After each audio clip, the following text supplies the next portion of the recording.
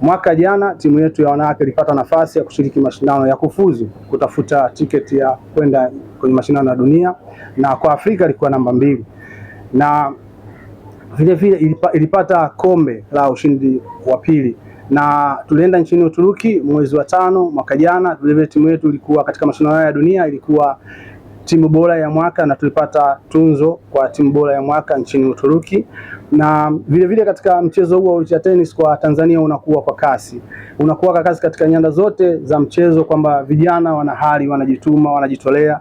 Na ukiangalia mwaka jana vile vile Vosta Isaya alienda kushiriki mashindano ambayo yalifanyika nchini Kenya na kuwa mshindi namba 2, ambapo mashindano yalikuwa ni mashindano ya kutafuta point, na kwa sasa hivi ameshachaguliwa anaenda kushiriki mashindano ya Grand Slam. Tukizana Grand Slam ambaye anacheza mchezo kama kina Djokovic, Serena Williams, sasa amepata nafasi hiyo kwa Tanzania kwenda kushiriki huko ya mashindano. Na tukija upande wa pili, Rema Selemani vile vile ni mshindi namba 2 kwa East Africa na Afrika kwa ujumla. Ana ranking yake 498 kidunia.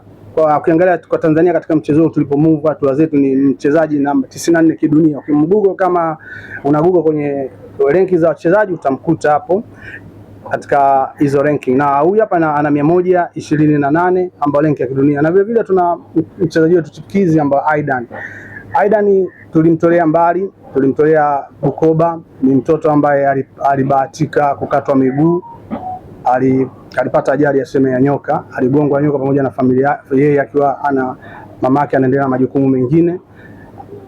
Bahati nzuri sisi tulipoenda Bukoba kumwangalia watoto wenye vipaji, tukamkuta na kipaji, tukamleta hapa, tukamuendeleza. Kwa sasa hivi ukiangalia vijana chipukizi chini ya miaka 18 katika mchezo wa tennis ni namba 44 duniani.